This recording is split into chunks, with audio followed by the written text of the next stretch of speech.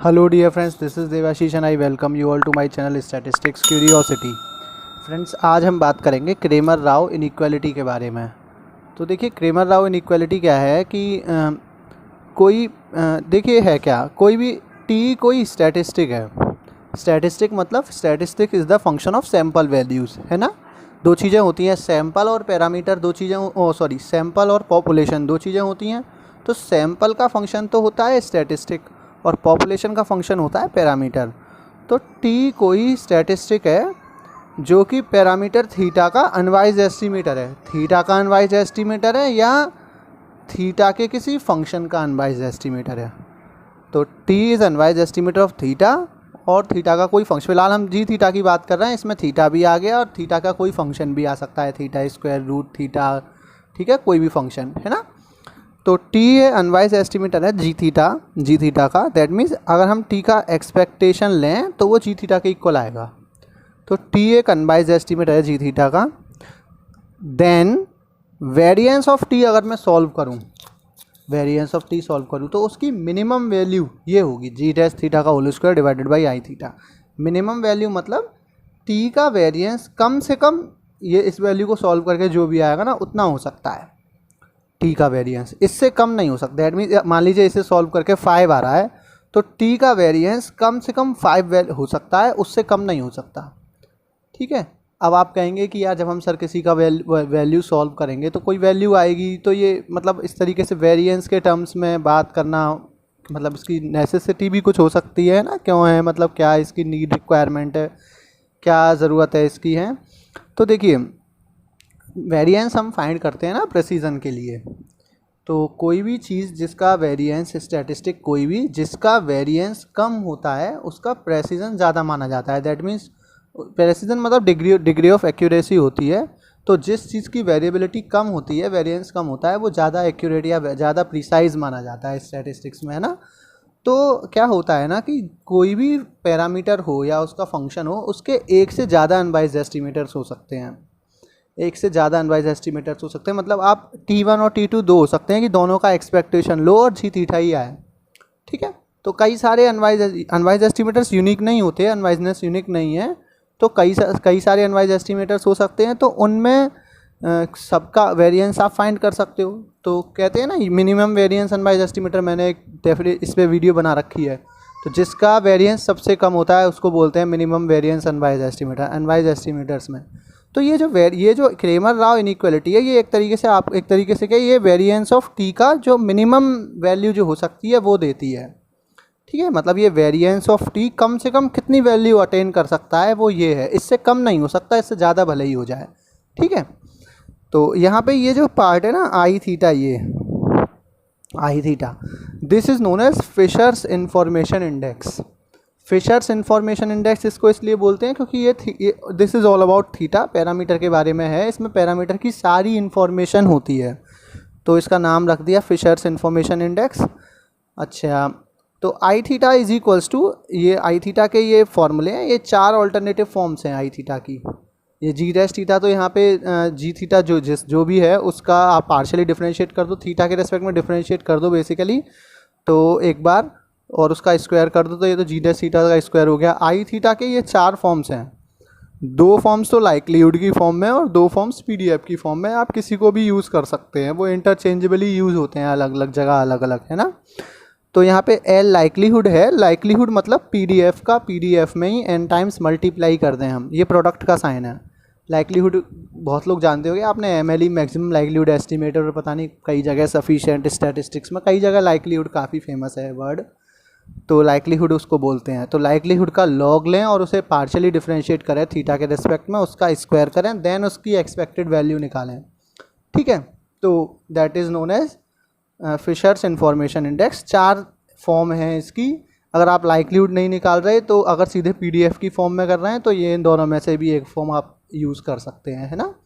तो अच्छी है, यहाँ पे तो स्क्वायर आएगा, ठीक है। चलिए आगे बढ़ते हैं, तो फटाफट से देखिए, यहाँ पे एक चीज़ और मैं बता दे रहा हूँ कि अगर, वैसे तो जनरल है, अगर यहाँ पे जी थीटा की जगह केवल थीटा होता है, तो पहला रिमार्क है ये कि अगर जी थीटा की जगह थीटा है केवल, दैट मीन्स टी अगर अनवाइज एस्टिमेटर है केवल थीटा का, तो क्या होगा ना, ये जी डैश थीटा जब आप थीटा को थीटा के रेस्पेक्ट में करोगे तो 1 हो जाएगा, तो variance of T is greater than equals to 1/i theta आ जाएगा।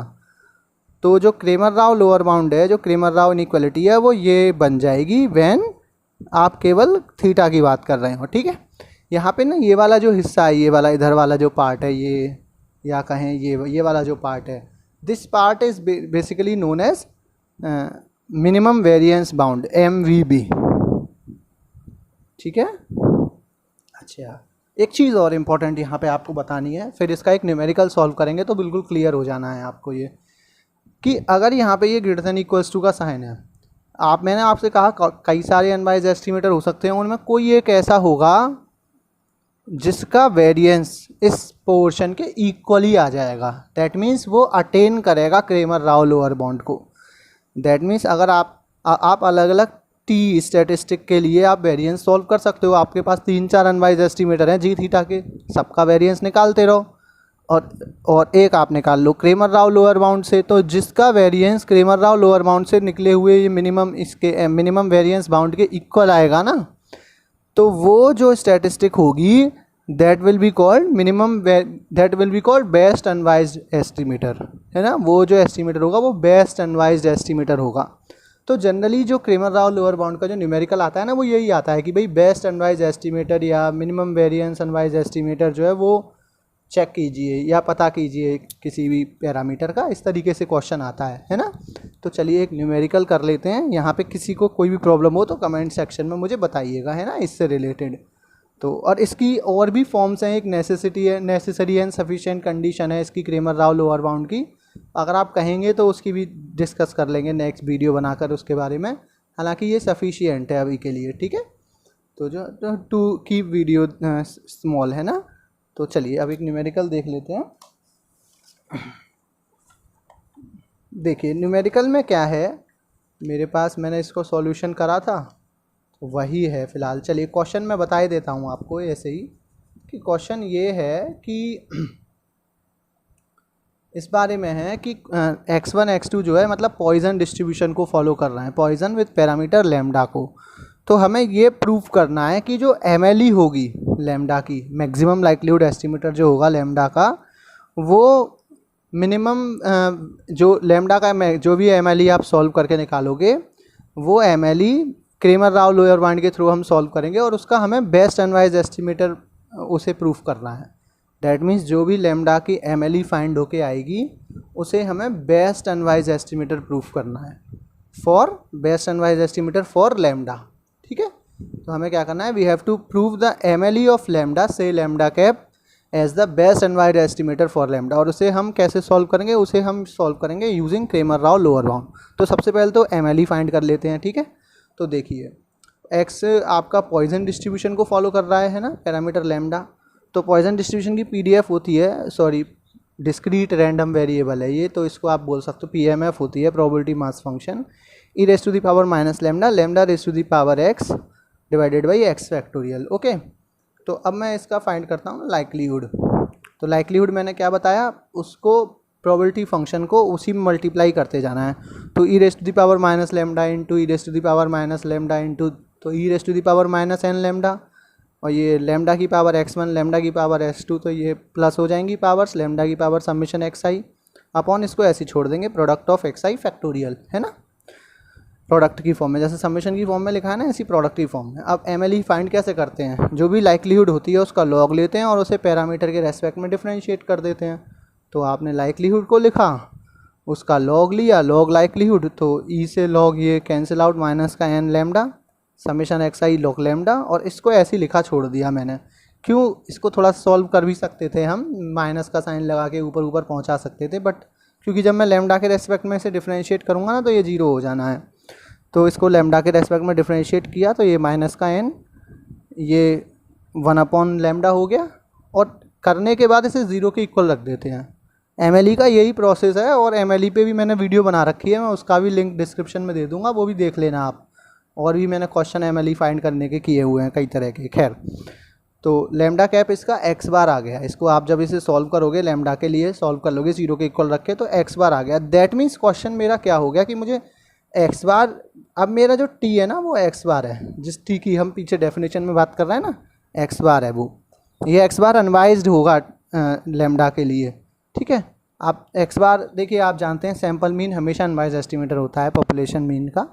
तो एक्स, अब यहाँ पे पॉइजन डिस्ट्रीब्यूशन के केस में लेमडा ना पॉपुलेशन मीन है, पॉपुलेशन मीन है, तो expectation of X bar lambda होगा, और एक्सपेक्टेशन एक्स बार लेमडा होगा, that means x bar unwise estimator है लेमडा का। तो अब हमें प्रूफ करना है कि एक्स बार जो है वो क्रेमर राव लोअर बाउंड को अटेन कर रहा है, दैट मीन्स वो बेस्ट अनवाइज एस्टिमेटर है। तो उसके लिए क्या करेंगे, सबसे पहले हम निकालेंगे फिशर्स इंफॉर्मेशन इंडेक्स, है ना, तभी तो उस फॉर्मूले में पुट करेंगे। देखिए फॉर्मूला यही तो था, तो वेरिएंस ऑफ टी की जगह एक्स बार है greater than equals to G dash theta. G dash theta यहाँ पे 1 आ जाएगा क्योंकि जी थीटा हमारा केवल थीटा है, दैट मीन्स लेमडा है ना, केवल लेमडा को लेमडा के रेस्पेक्ट में करेंगे तो यहाँ 1 आ जाएगा। और आई थीटा मुझे फाइंड करना है, तो आई थीटा की मेरे पास तमाम फॉर्म है, पर क्योंकि मैं देखिए तो बहुत आसान है, देखिए तो ये आई थीटा की जगह यहाँ पे लेमडा ले लिया मैंने, और मैं डायरेक्ट पीडीएफ वाली फॉर्म यूज़ कर रहा हूँ, बाकी आप कोई सी भी फॉर्म यूज़ कर सकते हैं, ठीक है। तो देखिए, तो n expectation del over del lambda log f x lambda whole square, है ना, पीडीएफ लिखी। अब इसको हम क्या करेंगे, लॉग लेके उसका और लेमडा के रेस्पेक्ट में उसे पार्शियली डिफरेंशिएट करेंगे। देखिए तो इसको लिखा, लॉग लिया, पार्शियली डिफरेंशिएट किया, अब इसका स्क्वायर करके, स्क्वायर मतलब इस ये x minus lambda upon lambda आया, बहुत इजी सी कैलकुलेशन है ना। और करने के बाद इसको डिफरेंशिएट किया लेमडा के रेस्पेक्ट में, तो x minus log f x lambda, ये डिफरेंशिएट करने के बाद x minus lambda upon lambda आया। अब इसको एक्सपेक्टेशन यहाँ पे वैल्यू पुट कर देंगे इसकी, तो क्या होगा ना, लेमडा जो है कांस्टेंट की तरह है, कांस्टेंट ही है, कांस्टेंट की तरह क्या, तो एक्सपेक्टेशन से कांस्टेंट मल्टीप्लाई में बाहर आ जाता है, तो लेमडा बाहर आ गया क्योंकि ऊपर स्क्वायर है, तो लेमडा स्क्वायर बाहर आया 1 अपॉन, और ये ना ये चीज़, ये वेरिएंस का फॉर्मूला बन गया, क्योंकि वेरिएंस का फॉर्मूला होता है एक्सपेक्टेशन, देखिए वेरिएंस का फॉर्मूला होता है, वेरिएंस ऑफ एक्स होता है expectation x minus expectation x का होल स्क्वायर, है ना। तो एक्सपेक्टेशन एक्स की जगह आप यहाँ पे लेमडा पुट कर देंगे क्योंकि पॉइजन डिस्ट्रीब्यूशन है ना। तो जब लेमडा पुट करेंगे तो ये वेरिएंस ऑफ एक्स यहाँ पे पुट कर दिया, और पॉइजन डिस्ट्रीब्यूशन का मीन भी लेमडा होता है, वेरिएंस भी लेमडा होता है, तो यहाँ लेमडा पुट किया, लेमडा से लेमडा कट गया, इधर 1 अपॉन लेमडा आ गया, यानी कि आई 1 अपॉन लेमडा आ गया, और इसके ना इसके फॉर्मूले में एन का मल्टीप्लाई था, यहाँ आप देखिए एन का मल्टीप्लाई था, तो एन का मल्टीप्लाई कर दिया, तो N multiply 1 upon lambda, N upon lambda आ गया फिशर्स इंफॉर्मेशन इंडेक्स, ठीक है। अब हम क्या करेंगे, अब हम प्रूफ करेंगे, prove lambda cap is equals to X bar is the best unbiased estimator. तो सबसे पहले हम क्रेमर राव इनइक्वालिटी की फॉर्म से इसका मिनिमम वेरिएंस बाउंड फाइंड कर लेंगे, यानी कि जो था ना 1 अपॉन आई थीटा वाला पार्ट, वो तो 1 अपॉन आई लेमडा इसका आया, लेमडा अपॉन एन। अब मैं ये जो एक्स बार है ना, इसका वेरिएंस सिंपली फाइंड करूँगा अब ऐसे, और अगर इसका वेरिएंस लेमडा अपॉन एन ही आ गया, यानी कि क्रेमर राव इनइक्वालिटी से जो वेरिएंस निकाला है वो, और जो डायरेक्ट जो वेरिएंस निकाला है वो, अगर ये दोनों सेम आ गए तो हम कह सकते हैं कि ये जो लेमडा कैप है, यानी कि ये जो एक्स बार है, ये बेस्ट है। तो हमने देखो फाइंड किया variance of lambda cap, that means variance of X bar. वैसे तो डायरेक्ट भी बहुत से लोग जानते होंगे variance of X bar variance of X upon N होता है, पर मैंने इसे सॉल्व कर दिया है। एक्स बार को ओपन किया, समेशन एक्स आई अपॉन एन, है ना, फिर 1 अपॉन एन स्क्वायर, इसके एन स्क्वायर होके बाहर आ गया, वेरिएंस से कोई कांस्टेंट स्क्वायर होके बाहर आ जाता है ना, समेशन एन में चेंज हो गया, एन से एन कट गया, इसकी वैल्यू लेमडा पुट हो गई, लेमडा अपॉन एन आ गया। तो दैट मीन्स हम क्लियरली देख सकते हैं कि जो मिनिमम वेरिएंस बाउंड है वो 1 अपॉन आई लेमडा, और जो वेरिएंस ऑफ लेमडा कैप है जो डायरेक्ट सॉल्व किया, दोनों सेम आ रहे हैं। जब दोनों सेम आ रहे हैं तो हम कह सकते हैं कि Cramer Rao lower bound for the variance of an unbiased estimator of lambda is attained, equal होता है, तो ठीक है।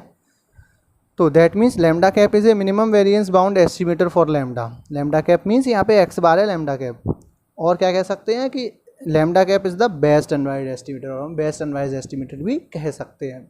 तो ये थी आज की वीडियो, मैंने एक न्यूमेरिकल सॉल्व किया और आपको थ्योरी बताओ। इस पूरी वीडियो में कोई भी चीज़ समझ में नहीं आई हो तो मुझे प्लीज़ बताइएगा, चैनल को सब्सक्राइब कर लीजिए, वीडियो को लाइक कर लीजिए, फ्रेंड्स के साथ शेयर कीजिए और कोई भी प्रॉब्लम हो वीडियो से रिलेटेड तो मुझे कमेंट सेक्शन में ज़रूर बताइए। Thanks for watching.